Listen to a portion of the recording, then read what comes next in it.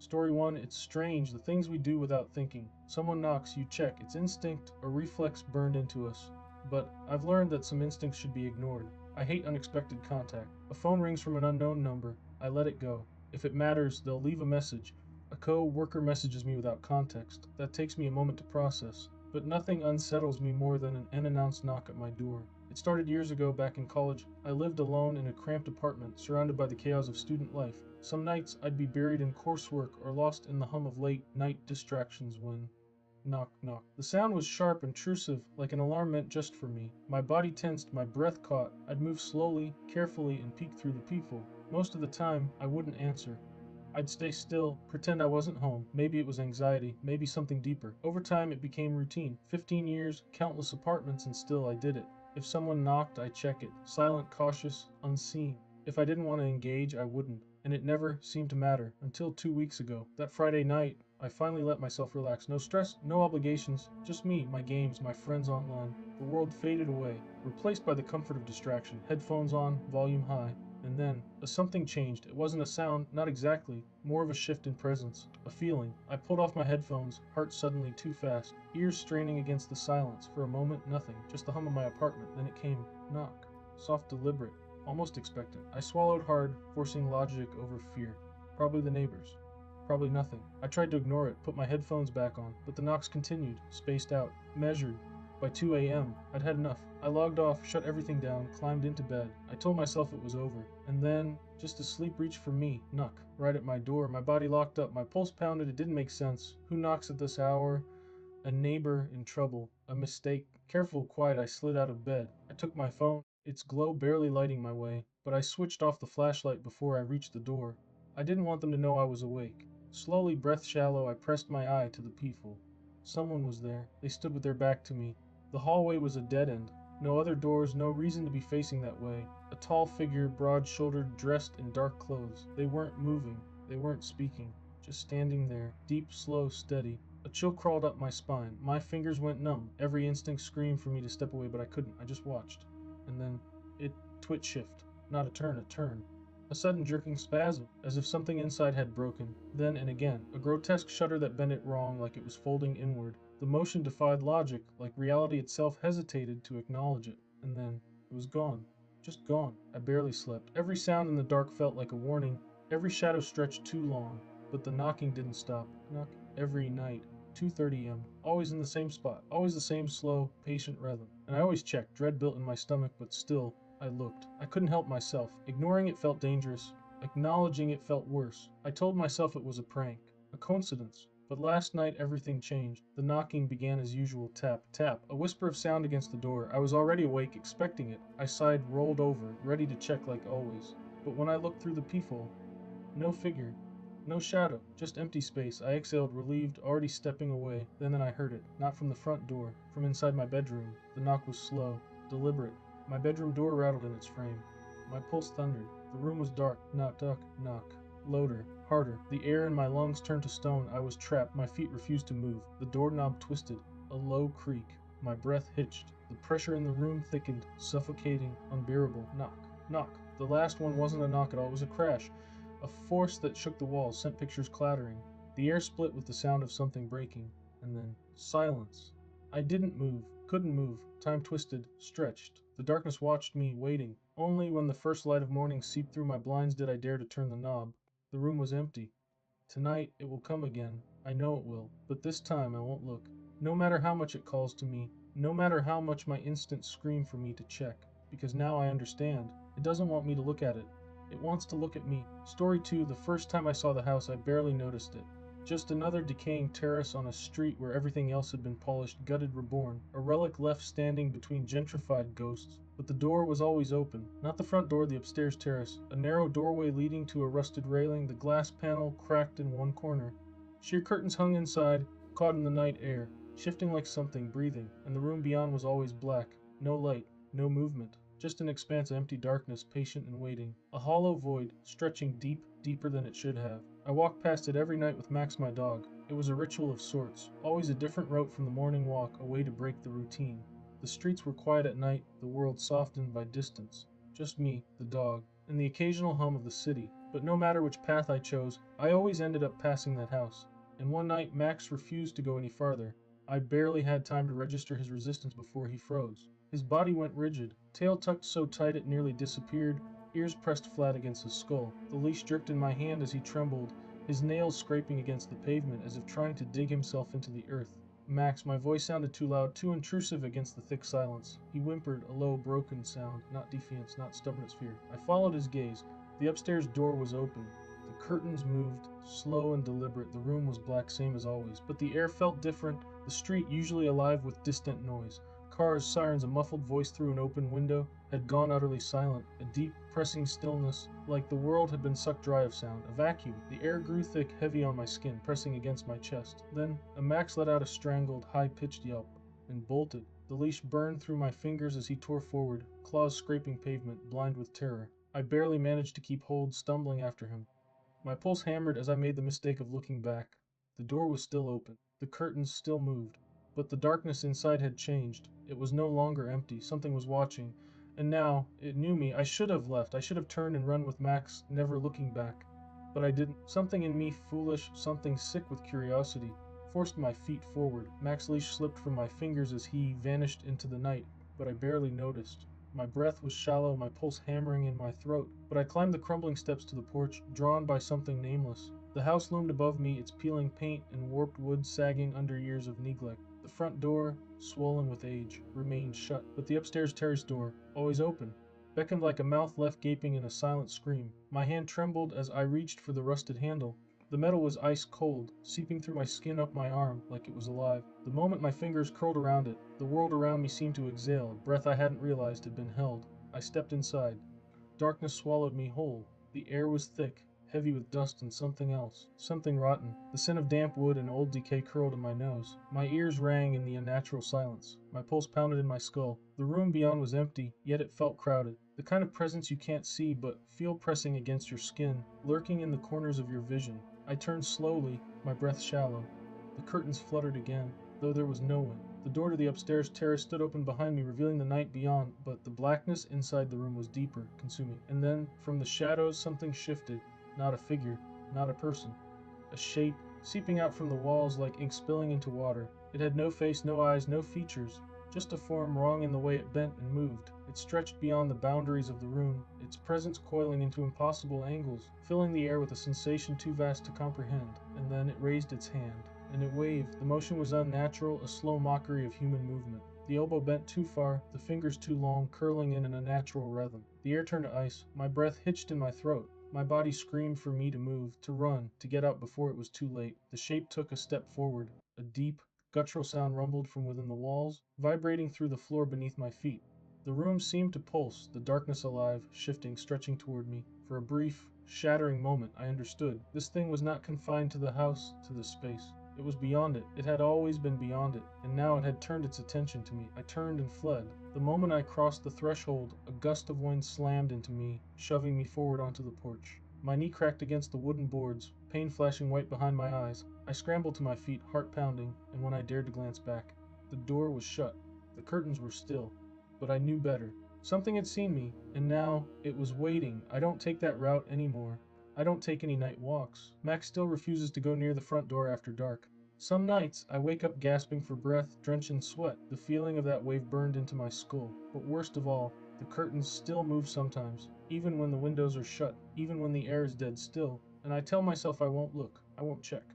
But some nights, out of the corner of my eye, I catch a glimpse of something shifting behind the fabric, something patient, something waiting, and if I listen closely in the dead silence of my apartment, I swear I can hear the sound of skin brushing against fabric, the slow, gentle rhythm of a hand moving back and forth, still waving. Story 3 years ago, I bought a farm for my son and me. At first, it was just a distraction, a way to keep busy after the passing of my ex-wife. Over time, though, it became something more. A small business grew out of it, and soon I was supplying fresh produce to local diners. Things were looking up. But after I met my new girlfriend Eva, everything started unraveling. Strange items began showing up in my mailbox, grains of uncooked rice, a bouquet of dead flowers, and most disturbingly, my old wedding band. Around the same time, I noticed that chickens were vanishing from one of the hen houses. I assumed it was coyotes or foxes, so I installed motion, activated lights, and cameras to catch the culprit.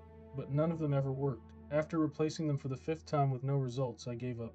My son, Ben, had just started losing his baby teeth. After getting his first dollar from the tooth fairy, he became obsessed with the idea of exchanging teeth for money. One night I caught him tucking small, black pebbles under his pillow.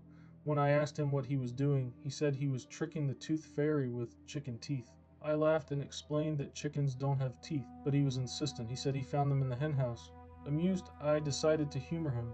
That evening, armed with flashlights, we stepped out the kitchen's back door to search for his so-called chicken teeth.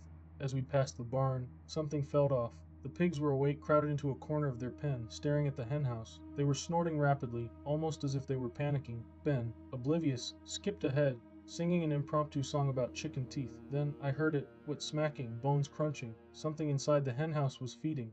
My stomach clenched. I grabbed Ben and rushed him back to the house, dropping him inside before retrieving my hunting weapon. When I returned, the noises had stopped. I stepped cautiously into the henhouse, but there was no sign of an animal, only blood smeared across the floor, forming a message. Until death do us part, a scream rang out from the house. Ben. I sprinted back, heart hammering. The back door was locked. I kicked at it frantically until the frame cracked and I stumbled inside. More messages, scrawled in chicken blood, covered the walls, the countertops, the floor. Cheater. That'll turn, no time to process it. I raced to Ben's room and burst inside. He was curled in the corner of his bed, wide-eyed, his sheets clutched up to his chin. Ben, I called, but he didn't respond. He was staring past me. I turned, and found myself faced with the twisted, ghostly form of my ex-wife. She let out an inhuman wail and lunged, knocking me to the ground. I barely managed to wedge my hunting weapon between us, keeping her at bay. Her movements were unnatural, jerky, like a puppet on broken strings. Her face twisted, and a thick, dark ooze dripped from her lips. Choking back fear, I shoved her off and scrambled to my feet. She let out another shriek, her eyes burning with something beyond hatred. I fumbled for my hunting weapon and fired. The shot rang out, and she collapsed. The eerie glow in her eyes flickering before vanishing, I grabbed Ben and ran. Her screams echoed behind us as I threw the truck into drive and sped down the road. We were halfway to the police station when dread settled in my gut. Eva, she was supposed to come over that night.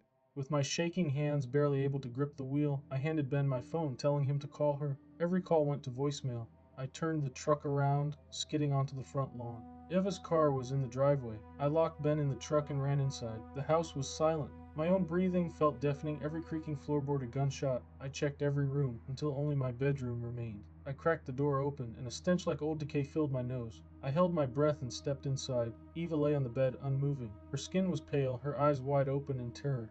Across the wall, scratched deep into the paint, were the words that you took everything. Now so will Aitoche. I staggered back, heart pounding. Stumbling, I ran back to the truck, barely aware of my own breathless sobs. I climbed in, slammed the door, and sat in numb silence. I hadn't even called the police yet. Worse, I had no idea what I would tell them. The official report states that an unknown woman broke into our home, chased us out, then attacked Eva. The cops said my story checked out, though they never found a suspect. More accurately, they never found my ex-wife. Ben and I moved. City life suits us better. A small apartment, few rooms, fewer places to hide. But this morning, Ben came running up to me, hands cupped. Look, Dad, he grinned, opening his palms to reveal small, dark, rotten-looking pebbles. I found chicken teeth under my bed this morning. A story 4, I live in a small, aging house on the outskirts of town. A place that's been in my family for generations. It's nothing extravagant, but it has always been comforting, filled with warm memories of my grandparents, of family gatherings and summer nights spent on the porch. This house was supposed to be my sanctuary, but lately that feeling of comfort has been slipping away, replaced by something else. Something dark, something hungry. The first sign was the whispers. At first, they were so faint I thought I was imagining them, just the wind playing tricks as it wove through the trees. But the whispers grew louder, more insistent, as if they were calling to me, begging for my attention. I tried to make out the words, straining my ears in the dead of night, but they always danced just out of reach. A soft, maddening murmur that refused to be ignored. But worse than the words was the louder, low guttural, as if something was mocking me from the shadows. Then things started moving. I'd set my coffee cup on the kitchen counter, only to find it in the living room minutes later. Books rearranged themselves on the shelves, not in neat rows but stacked in strange, spiraling patterns. My keys disappeared from the entryway and turned up in the bathroom sink, submerged in ice-cold water. At first, I blamed myself. Maybe I was forgetful, distracted. Maybe I was sleepwalking. But deep down I knew. The house was playing a game with me, shifting around me like a living, breathing thing. But of ignoring it didn't help. The sensation of unseen eyes boring into my back became inescapable. No matter where I was, in the kitchen, in the shower, even lying in bed with the covers pulled to my chin, I could feel it. Watching. Waiting. I started seeing things, dark shapes flickering in the periphery of my vision, dissolving into nothing when I turned to look. But one night I caught a glimpse of something else, a face, not fully formed but pale, stretched, its mouth twisted into something between a grin and a scream. The air felt charged, thick, as if something unseen was pressing down on me, pushing me closer to the edge of something terrible. Desperate for answers, I set up a camera in the living room. If something was moving things, I'd catch it. For days, the footage showed nothing unusual, just an empty room bathed in dim light. And then, on the fourth night, I saw it. After I was reviewing the footage late at night, my eyes heavy with exhaustion when I noticed it. At first, just a smudge flicker in the center of the frame, but as I watched it took shape, a figure, it stood there, wavering, almost translucent, not quite solid, but unmistakably there. My breath caught in my throat. It had no distinct features, like a shadow standing on its own, and yet somehow I knew it was looking at me, looking through the camera, as if aware of my gaze. Then, as if melting into the air itself, it was gone. I replayed the footage over and over, trying to convince myself it was a trick of the light, a glitch. But the truth clouded at my mind. There was something in my house, and it was growing bolder. I needed answers. My grandparents had never mentioned anything strange about this house, but maybe they didn't know. Maybe something had happened before they ever lived here. I scoured the local archives, searching for any trace of my home's history, and I found it. Decades ago, before my family moved in, the house belonged to a woman named Eleanor Graves. She lived alone, until one winter night, when she vanished without a trace. Search parties combed the woods, the town, the riverbanks, but they never found her. The case went cold. The newspaper article included a grainy black and white photo of Eleanor. My stomach twisted into knots as I stared at it. There was something eerily familiar about her posture, the shape of her shoulders, the way her head tilted slightly to one side. Then it hit me. The figure in my footage, it was her, added that night, as I lay in bed, the weight of my discovery pressing down on me. The whispers returned louder than ever, but this time they were clearer, no longer an indistinct hum, but words. Find me, a desperate pleading voice echoed through the room. My skin prickled, every nerve in my body screaming that I was no longer alone. Then something cold wrapped around my ankle. A force yanked me down the bed. Hard. I screamed, kicking, thrashing, but my limbs felt impossibly heavy, like unseen hands were pinning me in place. My breath came in ragged gasps as the room grew impossibly dark, the air thick with the scent of damp earth and rot.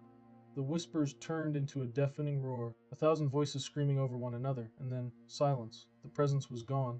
The air was still, but the fear remained, settling deep into my bones. I know now that I can't ignore this. Eleanor's spirit is still here, trapped, desperate for something. Justice. Closure, and I need to find out what happened to her before it's too late. But as I sit here typing this, I can feel it again. The weight of unseen eyes pressing in from the shadows. The whispers have started anew, soft but insistent. Find me. Only now there's something different in the voice, something impatient. I don't know what I'll uncover, but I fear that time is running out. For both of us. Story 5, a little background first. I was serving a 15-year sentence in a penitentiary in southern Arizona. What I was in there for isn't important. During my time there, I witnessed things that defied explanation, things that no one wanted to talk about, let alone understand. It all started with a prison legend. Supposedly years ago, something terrible and unexplainable happened in the facility. Every morning we were required to stand by the front of our cells while the guards performed their routine head count. About a year before I arrived, something happened during one of these roll calls that no one could forget. A man, who had always had a cell to himself, appeared off. When the guard took a closer look, he realized something was terribly wrong. The inmate's skin seemed to hang loosely, ill-fitting, as if it wasn't his own. When another officer was called over, their worst fears were confirmed. The man standing there was not the prisoner assigned to that cell. It was someone else. Someone wearing the skin of the actual inmate like a grotesque disguise. The most horrifying part, the imposter wasn't an inmate at all. There were no records of his existence. No one knew how he had entered the prison, how he had gotten into the cell, or, most chillingly, where the real prisoner's body had gone. After that, everyone called him the Skinwalker. It didn't matter that the description didn't quite match the legends. Prisoners needed a name for what had happened. The man was transferred to another facility within a month, but his story lingered like a curse, planting the seeds of paranoia that would only grow with time. By my second day there, I had already heard the story. It was hardly the welcome I wanted in my new home for the foreseeable future, but as time passed, I realized the fear didn't come from the legend itself. It came from something much worse. An old Navajo inmate named Carl started talking about real skinwalkers after the incident. According to him, they weren't just part of folklore, they were real, and he was convinced there was one inside the prison. He called it the Grandmaster Skinwalker. Carl believed this creature had perfected human mannerisms so well that it could go unnoticed for days. Unlike traditional skinwalkers, which supposedly attacked without hesitation, this one had patience. It didn't need to hunt. The prison provided an endless stream of new victims. If Carl was right, it had been feeding for years. Some inmates laughed it off. Others weren't so sure. Strange things happened in that place. People changed. In most prisons, when someone snapped, it was sudden. An outburst at dinner, a violent brawl, or a silent tragedy in the night. But here it was different. When a man broke, it was slow. First he'd stop talking. Then he'd start shuffling around, keeping his head down, isolating himself. His hair would fall over his face. Friendships dissolved overnight. These men became hollow versions of themselves. And then, without fail, they were transferred without warning. No one ever saw them again. And then there were the sounds. At night, the block was filled with unsettling noises. Sharp, inhuman screeches that echoed through the halls. It was like a mixture of a dying animal nails on a chalkboard. Even worse were the shadows. The dim overhead lights cast just enough glow to see faint figures moving where no one should be. I'd watch them flit across my cell walls, knowing full well that no guard was nearby. But the worst were the footsteps. They weren't normal. They were impossibly fast, a wet slapping sound that streaked down the corridor at an inhuman speed. If you were awake before they started, you might catch a glimpse. But by the time you turned your head, the sound was already 3 cells past you. It was like whatever caused them wasn't bound by the same physical limits as the rest of us. I was released a month ago, but I know I barely made it out. A week before my discharge, my cellmate, who had been my closest friend inside, changed. He stopped talking, he stopped interacting, he barely even looked human anymore. I didn't sleep that week, or if I did, it was never for long. I never turned my back on him. And one night I woke up to find him, somehow slipping through the bars of our cell. For reference, I couldn't even fit my arm past my shoulder through them.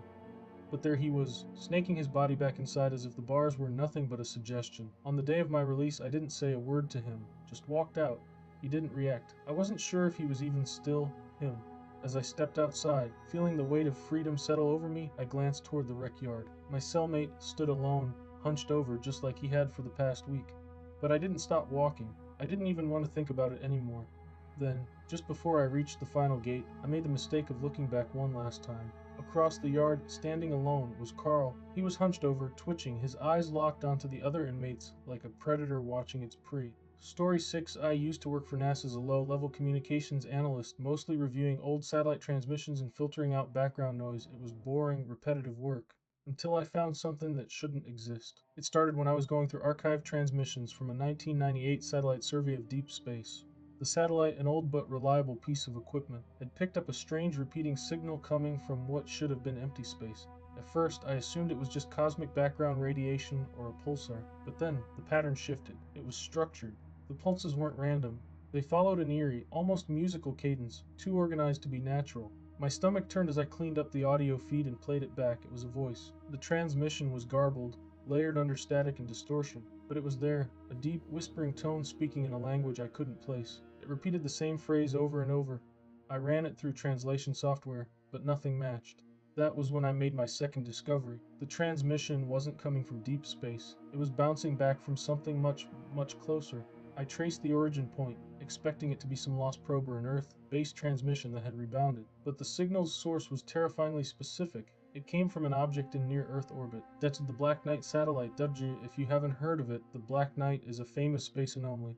An unknown, artificial object that has been orbiting Earth for as long as we've had the ability to track it. Some say it's debris. Others think it's a hoax. But I knew what I was looking at. That thinks it was broadcasting. I reported my findings, but my supervisor dismissed them. Probably interference, he said, or an old signal bouncing off debris. But I knew better. The transmission had changed again. The voice, if that's what it was, wasn't repeating anymore. It was responding. I listened, my hands shaking, as the whispers shifted in tone, as though acknowledging me. The words still didn't make sense, but the rhythm was different, more urgent. Then, in between the layered distortion, I heard something that made my breath catch. It said my agent name. I yanked off my headset. I hadn't spoken. I hadn't transmitted anything. There was no way, no possible way it could have known my name. I checked the logs. No outgoing transmissions. No accidental open channels. Nothing that could explain it. But when I played back the audio, the voice was still there. Distorted yet unmistakable. Then something changed on my screen. The software I was using to clean up the audio had an old school oscilloscope display, meant to show waveforms, but as I watched, the lines began to move unnaturally, shifting into something that wasn't just a frequency pattern. It was forming a shape to a face. It was crude, shifting like an old television screen struggling to hold an image, but the eyes, they stayed locked onto mine. Dots hollow. Dark, deep pits that seemed to stretch into nothingness. The office lights flickered. A sharp pain stabbed into my temples, a migraine blooming behind my eyes. I stumbled away from the monitor, but the voicer grew louder. Ducky, the speakers weren't even on. The sound wasn't in the room anymore. It was in my head. I don't know how long I stood there, gripping the edge of my desk, cold sweat trickling down my back. When I finally gathered the courage to look back at my screen, the signal was gone. The waveform had collapsed into meaningless static. The next day, my access was revoked. My login credentials wiped. When I asked why, I was met with blank stares. No one acknowledged the Black Knight. No one mentioned the signal. I was effed to erase it from the project. But the thing is, it didn't erase me. A week after I was let go, I started noticing strange things. Static interruptions on my radio, my phone cutting out with bursts of garbled whispers, my TV flickering to dead channels in the middle of the night. And then, the nightmares began. I'd wake up gasping for breath, drenched in sweat, with the sensation that something had been in the room with me, watching, waiting. The whispers would linger in my ears even after I woke up, and sometimes, in the dark, I'd see shadows move in ways that didn't make sense. Last night, my phone buzzed at 3:33 a.m., a single notification, 10 no number. No caller ID, that's just an audio file. I didn't want to listen. Every part of me screamed ever, don't press play, but I did. It was the signal, clearer than before, the words perfectly intelligible now. It said, "Sitekli, we have always been watching, then X-click, Tita silence." I don't know what to do. I don't know if telling this story will make it worse or make it stop. But if you hear static tonight, if you hear something whispering in a voice that you don't recognize, do not answer. Poncer's no, because it knows your name too. To Story 7 name in February 1959. 9 experienced hikers set out on a trek through the Ural Mountains. They were trained for the brutal cold, but their journey ended in horror. When their bodies were found weeks later, the scene made no sense. Their tent had been slashed open from the incident. Their corpses were scattered across the snow, half dressed despite the freezing temperatures. Some had broken bones, but no external wounds. Others were missing their eyes and tongues. The Soviet government blamed unknown force. The case was quickly closed. But those who looked deeper, those who saw the evidence that was never made public, knew the truth was far worse. This was not an accident. The something found them, and something was watching. The last entry in Dyatlov's journal was heavily censored by Soviet authorities. But in 1993, a leaked document revealed the full version in it. There was something in the sky tonight, not like the aura, not lightning. A light, but not a light. It was black, but its taste shined. It swallowed the stars, moving like liquid shadow. We watched it too long. I can still feel it behind my eyes. It doesn't make sense. Rustum says we should leave now. The air feels wrong. Heavy. I feel it inside my chest. Lyudmila is crying. She says something is here. The fire flickers. Ooh, the sentence ended in a shaky line, dragging across the page. Dyatlov's frozen body was later found clutching the journal. His fingers were twisted at unnatural angles, as if something had bent them backward. The search team recovered multiple cameras from the site. Most of the pictures were normal. Group photos, snowy landscapes, some blurry shots of the night sky. But 3 photos were never made public. Data a shot taken inside the tent. Zinieta and Rustum sit near the entrance, staring at something outside the frame. Their mouths are slightly open, their eyes distant, terrified. Behind them, the fabric of the tent looks unwrung. A dark patch spreads along the surface, almost like a stain, but not from water, not from shadows. It is deeper than black. I have a poorly exposed image taken outside at night. The mountain is barely visible, but the sky above it is wrong. It isn't dark. It isn't the deep blue of the Ural winter. It is something else. A swirling void, speckled with flickering lights that aren't stars. A hole in the sky. A wound in reality itself. This was the last picture taken on Semyon Zolotaryov's camera. It is blurry out of focus, but something stands out at the tree line. A tall thin shape, too tall. Its arms are too long. No face, no features, just an outline of something that should not exist. When researchers studied the negatives, they found TEV damage, not from light, not from film decay. It was as if the image itself was unraveling. At least forensic experts reconstructed what they believe happened as a low hum fills the air, not from the wind. It is something else. Something that vibrates inside their skulls. Lyudmila whispers. It's inside. Dotak a shape moves in the sky. As that dark glow, swirling, stretching like liquid void, it flickers, but not like light. The trees cast out shadows in the wrong directions. The fire dims, its flames shrinking. Someone, probably Dyatlov, mutters, "We need to leave." Batareav. They do not unzip it. They cut their way out. Some run test barefoot into the snow, blind with terror. They do not think. They chat, just run.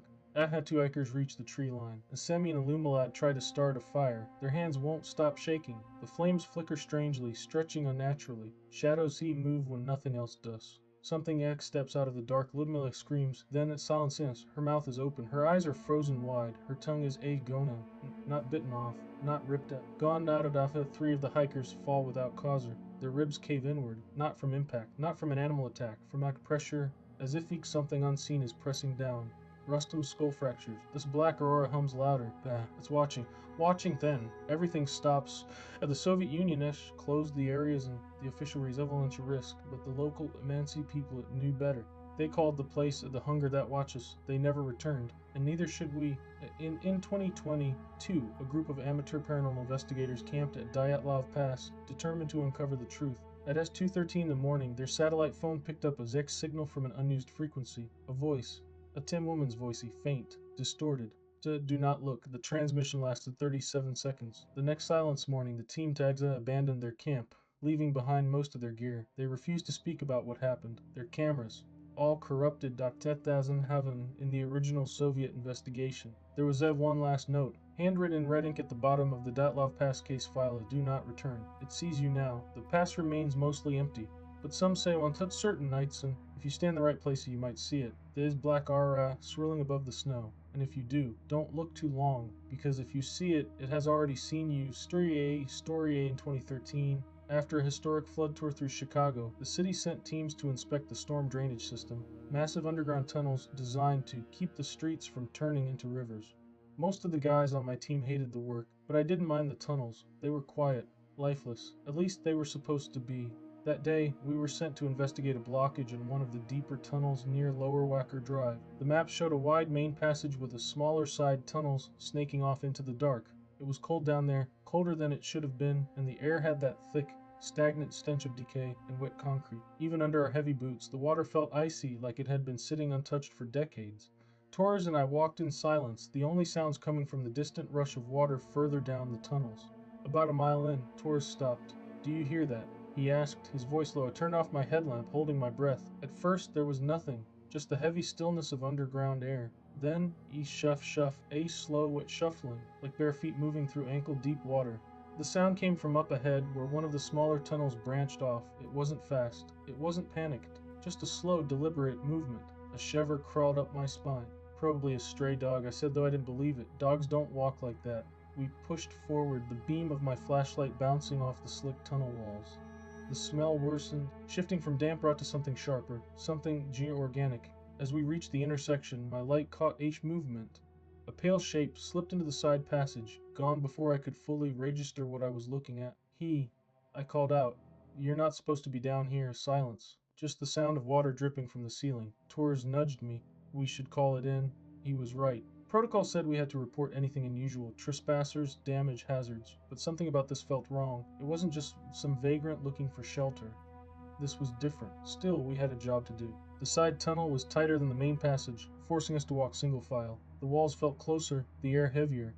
I could hear Torres breathing behind me, his footsteps sloshing in the dark water. The stink here was unbearable, like meat left to rot in stagnant water. Then my light landed on him. Fav crouched in the water, naked, motionless. Watching us Dachika at first, I thought he was just some sick, malnourished man. His skin was stretched too tight over sharp bones, his ribs jutting out like a human skeleton wrapped in wet leather. But then he moved, his head twitched, sharp, unnatural, like a broken puppet yanked on invisible strings. His eyes were too large, too dark, reflecting the light in an oily sheen. His mouth, I don't even know how to describe it. His lips peeled back slowly, revealing too many teeth, long and yellow, crammed together like a dog's. But they didn't stop at the corners of his mouth.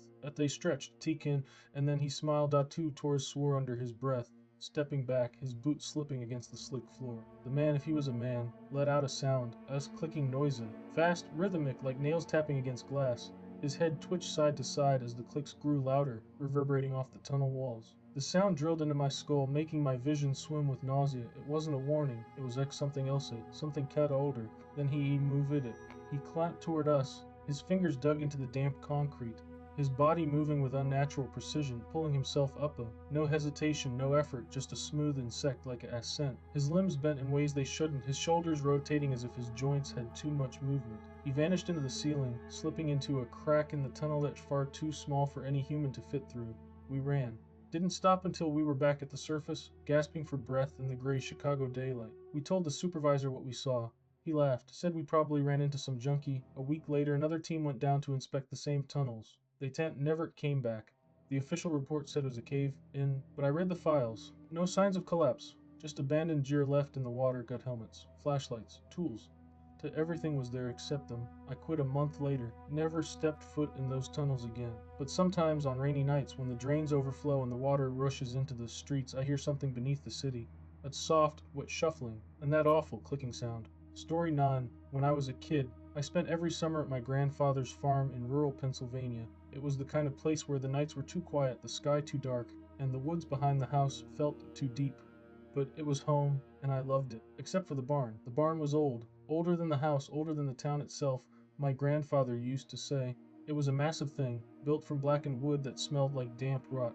It loomed at the edge of the fields, its rafters lost in shadow even during the brightest days, and I said the hate of it. I wasn't allowed inside after dark. Grandpa was strict about that. He kept it locked, always, and I never saw him go in at night.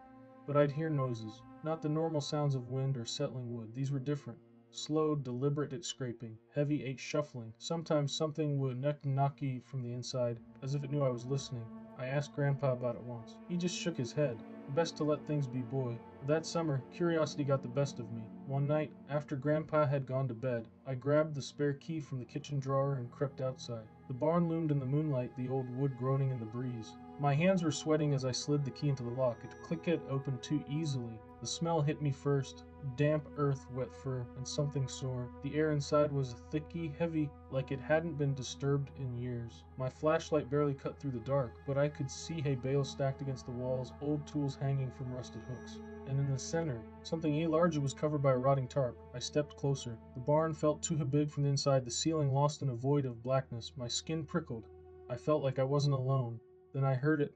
A scent would inhale, deep and rattling, coming from beneath the tarpa. I froze. The shape under the tarp shifted, slow and unnatural, like something waking up. Then it demoved. The tarp slipped off just a little, revealing a skin not quite animal, not quite human. A slick and pale, stretched too tight over something wrong. A smell hit me worse than before, something rotten, wet, and old. I took a step back. The thing under the tarp shuddered, then jerked violently, its two long fingers curling over the edge of the hay bales. I could hear bones popping, twisting, like something forcing itself into a new shape. Then it stood up. The tarp slid away completely, and I saw it, tall, too tall, its limbs they'd bending wrong, the head too low, too small for the body. It clicked as it moved, a dry, hollow sound like stones tapping together. It had turned to face eyes, just deep, hollow sockets leaking something thick and black. But X saw me, I hasn't felt it seeing me, and then it's screaming, not a normal scream. Cudda wailing, layered sound like 1,000 voices shrieking at once. It was inside my head, rattling my bones, squeezing my lungs on until I couldn't breathe. I ran. I didn't stop until I was inside the house, slamming the door behind me. My ears rang. But then from outside, the barn door creaked open. I turned to the window. The barn was still. The fields were still. Then movement. A dark shape had emerged from the barn, unfolding itself into the night. Its limbs were too long, its body hunched unnaturally, like it didn't quite know how to walk like a human. Its hollow sockets turned toward the house. And then it too ran. Not toward the house, toward the woods. I saw its shape slip between the trees, its body moving too fast, its limbs bending the wrong way, in and out of the moonlight. The clicking sound never stopped it. It got out. I didn't sleep that night. Grandpa didn't ask me what happened.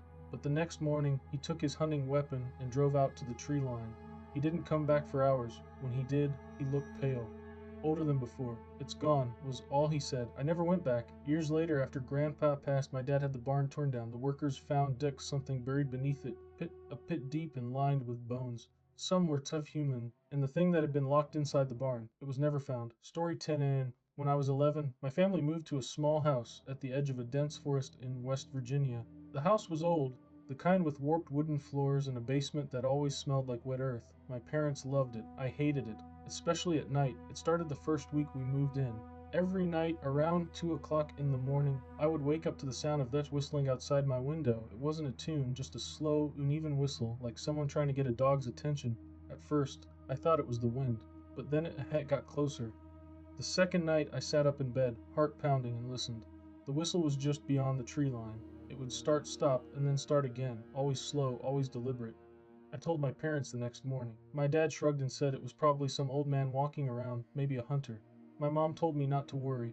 But it didn't stop. By the fourth night, the whistling wasn't at the tree line anymore. It was at the edge of our yard, and worse. Our dog, Murphy, refused to go outside at night anymore. He would just stand at the back door, his hackles raised, growling at the dark. I stopped sleeping after that. One night, I finally worked up the courage to look. At exactly the 2:30 in the morning, the whistling started again. My hands were sweating as I pushed the curtain aside just an inch. I wish I hadn't. There was a man standing at the edge of our yard. At least I think it was a man. He was tall and too thin, and his arms hung thus too low. His head was tilted back slightly, and even from my window, I could see his lips weren't moving. But he was still whistling. I clamped a hand over my mouth and down. My stomach felt like ice. I stayed curled up in bed, too scared to move, too scared to breathe. And then I heard it. Soft tap, tap. Tappa was coming from my window. I don't remember what happened next. I must have passed out because the next thing I knew the sun was up and the whistling was gone. But it didn't leave. The next night, my parents woke up to Murphy barking like crazy. My dad grabbed his rifle and stormed outside, thinking it was a coyote. He came back pale and shaking. There was someone standing at the tree line, he said, locking every door in the house. But when I shined my light, he just wasn't there anymore. But that was the last night we heard the whistling. For a while.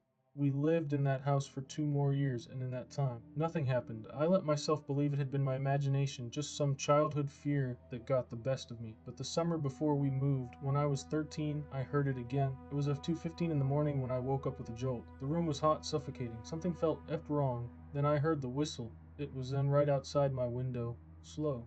Drawn out. Mocking. I didn't move. I didn't breathe. Then tap. Tap. Tap. The glass rattled. I squeezed my eyes shut, praying it would stop, but it didn't. Tap, tap. The whistling grew louder, as if whoever was outside was pressing their face against the glass. I could feel the weight of its presence, the way the air in my rooms grew thick, heavy, and wrong. Then I made the mistake of looking. I don't know what I saw. It wasn't just outside at my window anymore. It was not behind my eyes, a shape, a presence. Too many limbs, too many mouths, too many Ison, all stretching and twisting through the fabric of reality like its others crack in the world itself.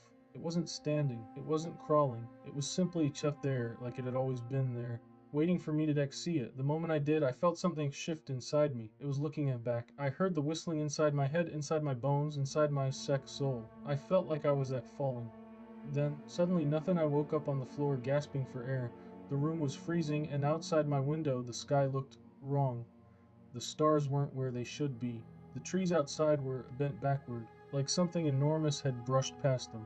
I told my parents the next morning. They didn't believe me, but we moved 3 weeks later. I thought I was free of it.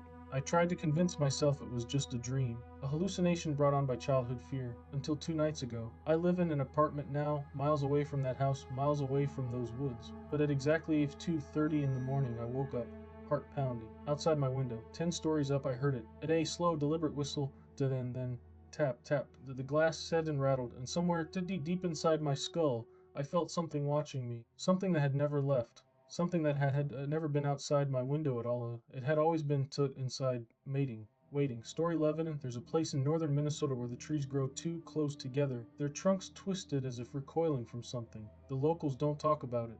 If you ask, they'll just shake their heads, mutter something about bad land, and warn you not to wander too deep into the woods, especially not at night.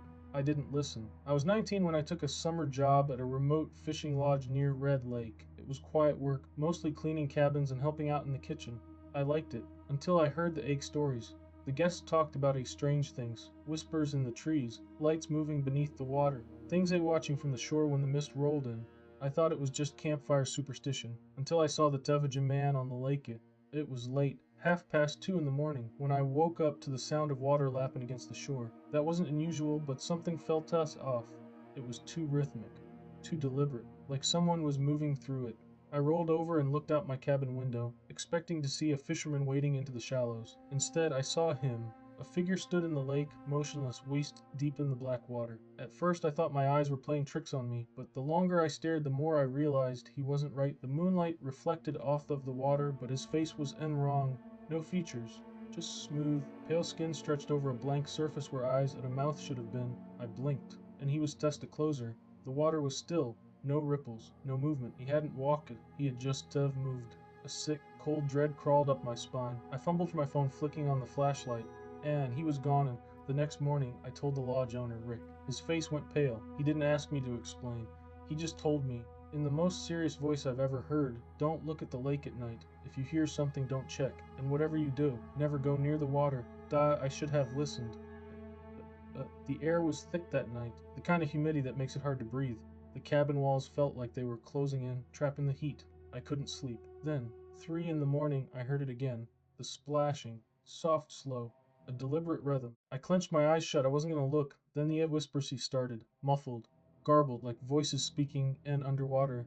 My skin crawled. I pulled the blanket over my head. My heart pounded against my ribs. The whispers slithered through the cabin walls, curling around me like damp fingers. Then drip, drip, drip. A drop of water landed on my cheek. I froze. Another drop, then another. The sensation of something wet, something wrong running down my skin slowly. So slowly, I turned my head toward the ceiling and saw the handprint, dark, wet above my bed. I didn't think. I ran. I didn't stop running until I reached Rick's cabin. I pounded on the door like a madman. He yanked it open, took one look at me, and pulled me inside. You saw it again. It wasn't a question. I nodded breathless.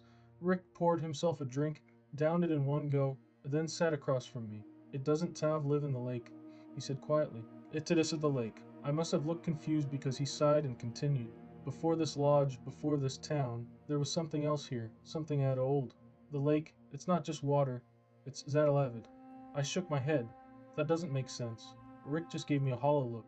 Then tell me why that lake doesn't freeze in the winter. Tell me why the bodies of drowned fishermen are never found, Ba. I had no answer. I quit the next morning. I didn't care about my paycheck. I didn't care that I had nowhere to go. I just knew I couldn't stay. But the lakes wasn't done with me. That night I woke up in the motel I had rented 2 towns over. My room was silent. No wind. No crickets, no distant cars. Then drip, drip, drip, the sound of water. My heart stopped. I turned over, dread clawing at my chest. There, standing at the foot of my bed, was the man from the lake. But this time his face wasn't blank. Ash, it was mine out to his mouth. My mouth curled into a smile. Then, in my own voice, he whispered, "The lake never lets you go." The lights flickered. The air turned wet, thick, suffocating. The sound of rushing water filled my ears. My lungs burned. I was drowning. I clawed at my throat, gasping, but the water was inside me, filling me, pulling me head down. And then, so nothing, I woke up in my car, parked on the side of the road, miles from town. My clothes were soaked. My skin was freezing. When I checked my phone, the time read 2:30 in the morning.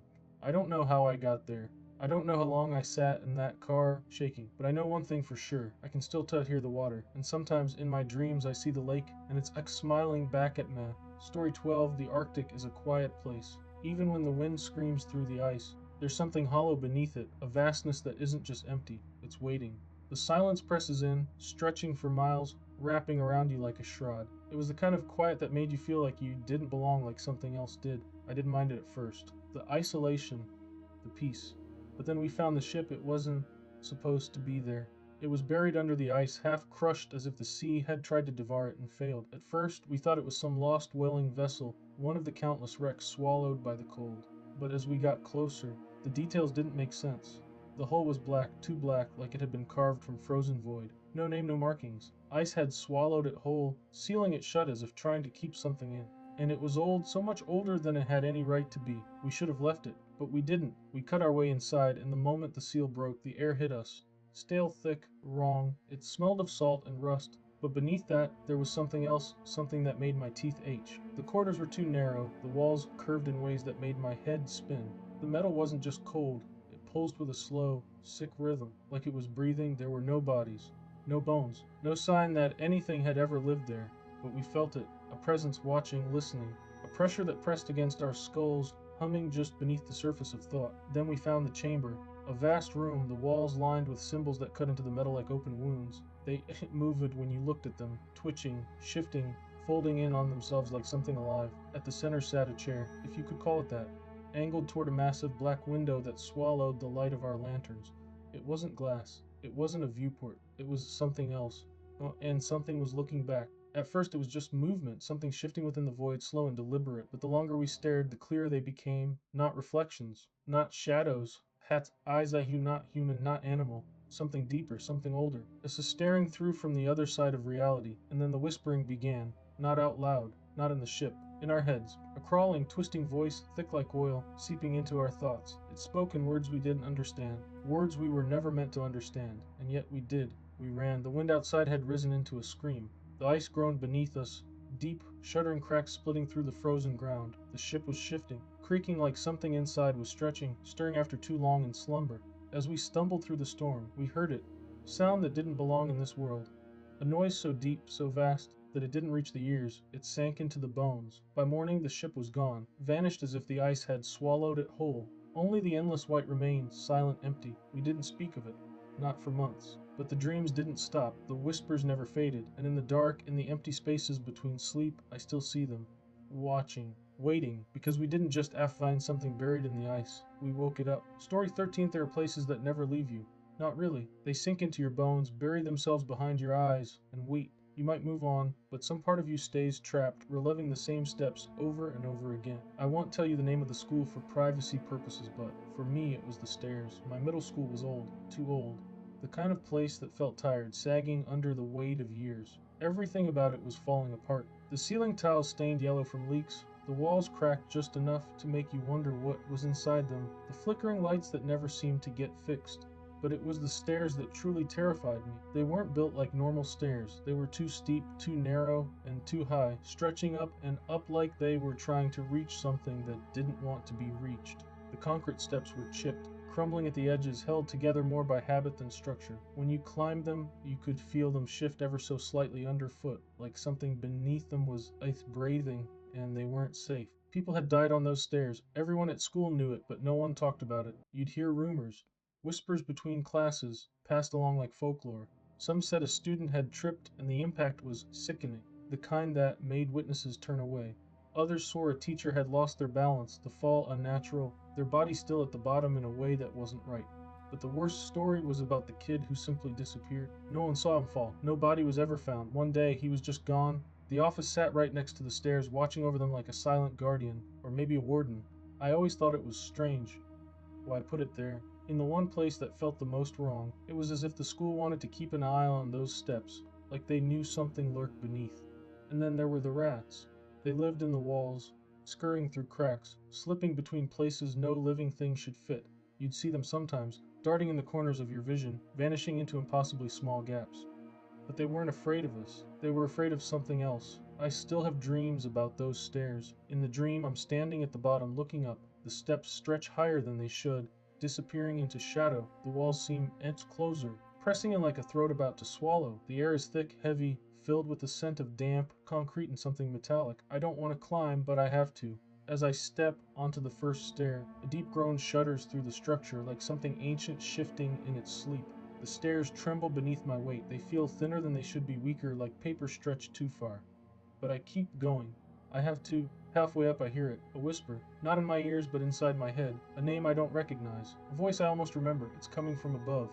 Or maybe below. I don't look back. The higher I climb, the stranger the steps become. They're changing, warping, stretching, tilting at impossible angles. The stairs are no longer concrete, but something softer, something breathing. Then I feel it.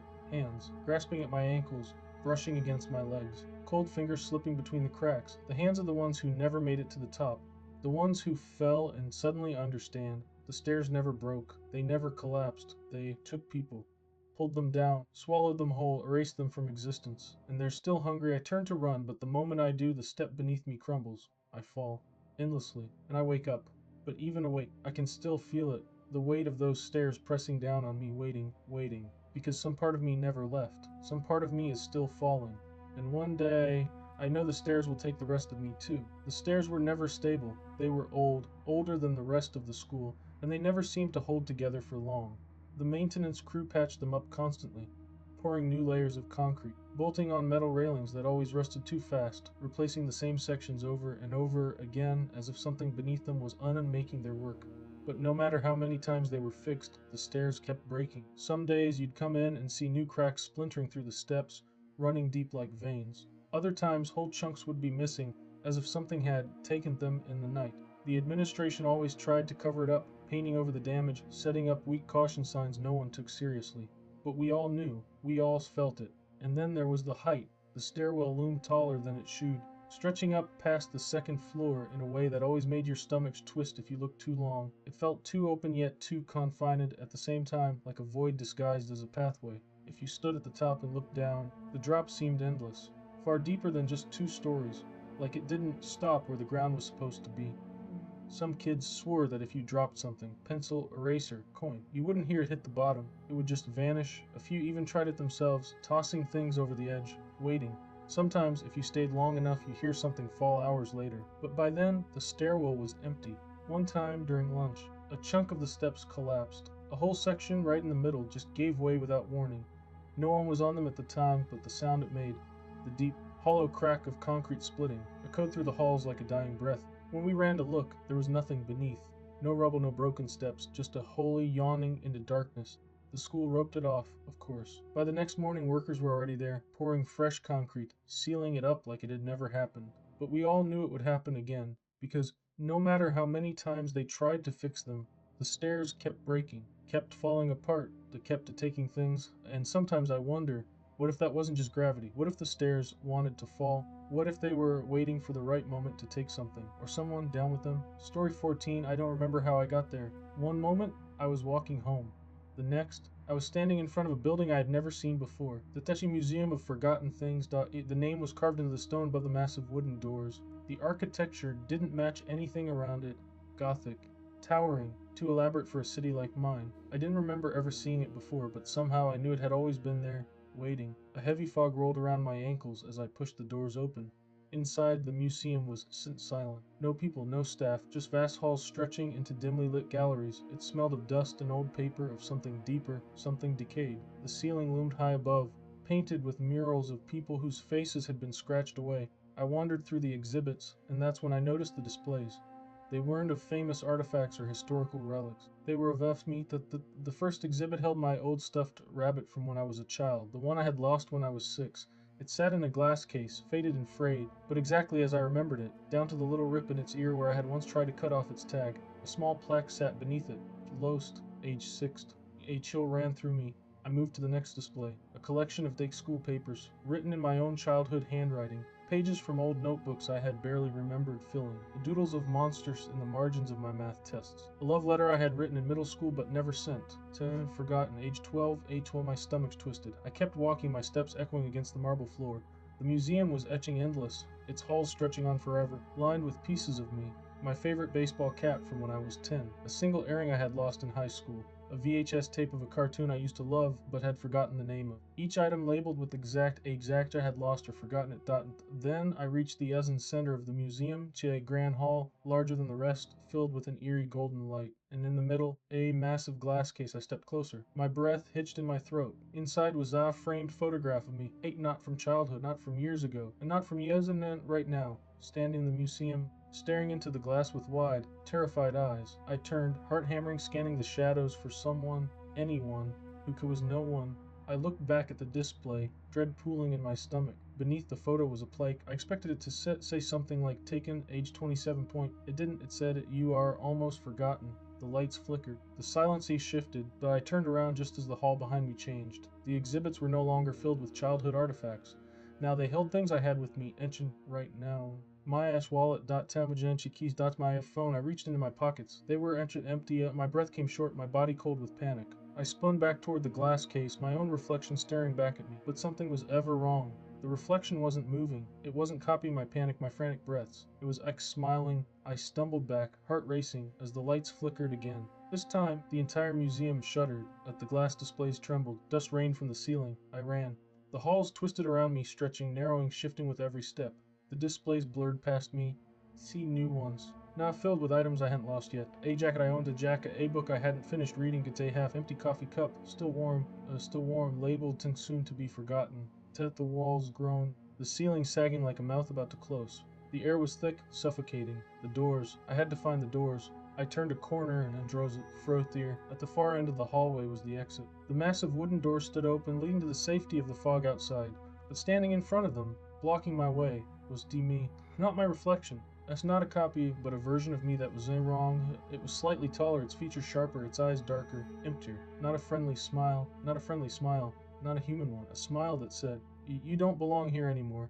A smile that said, "You are already forgotten." I wanted to scream, to demand to know what it was, but the museum shook again, and I felt it. Something pulling me back.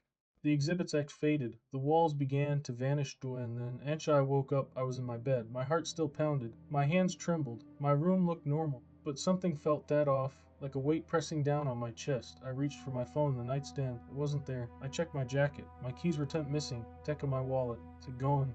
I stumbled out of bed, my mind racing. I searched my apartment, checking every drawer, every pocket. But they weren't there. It was like they had been taken, like they had been and forgotten.